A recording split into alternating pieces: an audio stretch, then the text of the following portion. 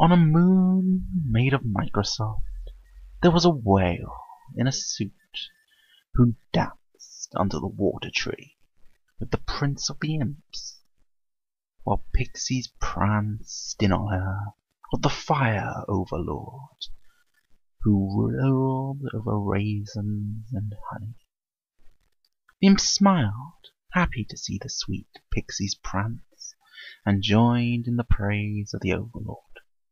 The whale stayed behind. Meanwhile, thousands of caterpillars away, the goldfish cat strummed his mighty flute of oblivion, and it was written that the farts would be their gods. But soon the pixies grew tired of the farts, and remembered the time when the Fire Lords ruled in peace. And so they set out to topple the dark gods of the foul-smelling winds. They faced many challenges in their quest, such as the eagles of the custard tree and the mighty jelly phallus of spite penetration, as well as the dreaded bugbear Doodle Sword, who killed without blinking and fought without seeing. But through these battles, the pixies grew stronger at the cost of many scorpion pies, and soon they were sad, and only scuttled 2 or 3 times a day. That was when it started to rain clowns, and the pixies were jolly again. After many days of trudging through the Macaroni forest, the pixies fought the goldfish cat and ate its many hearts of eyes. The cat smiled and laughed as it fought. "You fools!" it declared. "You are all fools to think that heroes can still be, but you are brave fools nonetheless." And so the blind old goldfish cat did join the army of pixies, imps, and clowns. But the fart gods were not pleased, as they sat on their anus thrones in the heaven of glass ducks, and declared the world to be cast into eternal juice. And just as the juice fell over the earphone moon and the milk sun, a voice cried out, "My people, to war!" It was the king of the foam men. The foam armies rose to arms, and donned the armour of recycled jam, and rode to the heavens in lily pastes to face the gods in corporal wombat.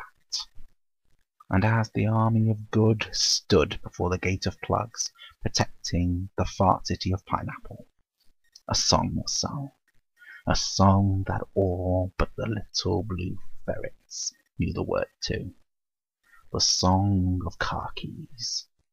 And the song echoed through the land of toenails, and their inhabitants chanted the lyrics of Strangled Ketchup with the force of 1,000 slugs.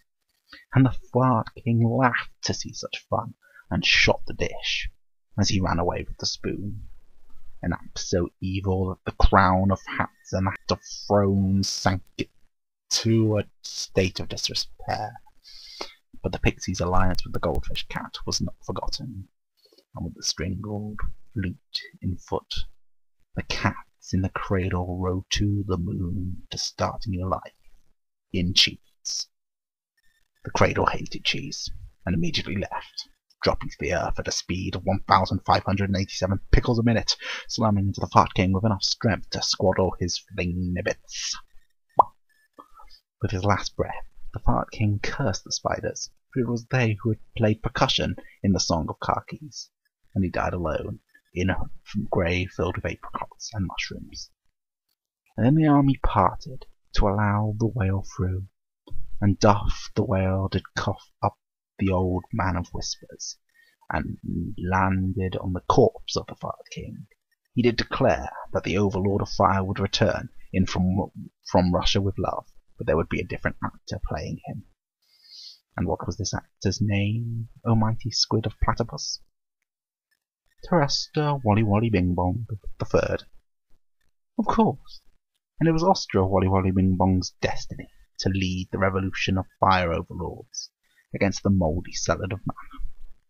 They knew because when he was born, the first thing that happened was a lightning bolt made of frogs blew up a dog in the hospital's book.